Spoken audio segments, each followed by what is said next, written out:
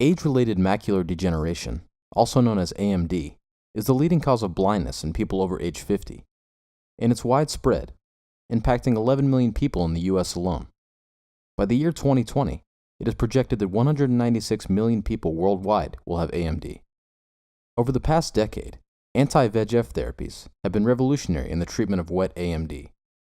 But we're finding the great results patients have at first don't last. The question is why? The Angiogenesis Foundation recently brought together leading retina specialists, AMD patients, caregivers, and vision advocates in a national summit to find out why. Specifically, we wanted to know why AMD patients do so much better in the short term than they do in the long term, and why are the results seen in clinical trials better than what we're seeing in real life? Let's dive into some of the summit findings about what needs to change for people living with wet AMD to get the best outcomes over the long term. First, let's discuss the evidence on and probable causes for differential outcomes. The first issue is the frequency of treatments.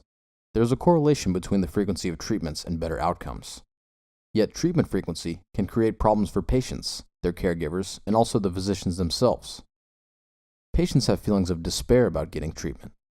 They particularly dislike the feeling of the cage on the eye, the length of the appointments, the challenge of transportation to and especially from a visit, and then the burden the frequent appointments have on their caregivers. Because of these factors, many patients prefer to get treated less often. Some may even talk their doctor into delivering the injections less frequently, and the doctor, overwhelmed with practice burden, may eventually give in. There are also logistical issues that come into play. Patients or their caregivers may need to take time off of work to get to the appointments. Poorer insurance can also make it difficult to sustain the regular office visits. The next barrier is clinical practice burden. Practices are overflowing. Retina specialists must manage their own logistical, financial, and administration issues. They may have too many patients and not enough personnel or physical space to accommodate them. Further, doctors may not be getting fully reimbursed for treatments, or may be limited in terms of what treatments they can offer. Thirdly, there are communications issues between doctors and patients. Patients don't know about the many support services that can help them. Doctors and their staff don't explain AMD well, or, conversely, may explain it in such great detail that patients are overwhelmed by information. Doctors may not explain that treatments can take a while before there are results, so patients may drop out of treatment too early, feeling discouraged. Setting realistic expectations for patients right off the bat is key. Finally, there are knowledge gaps and insufficient tools.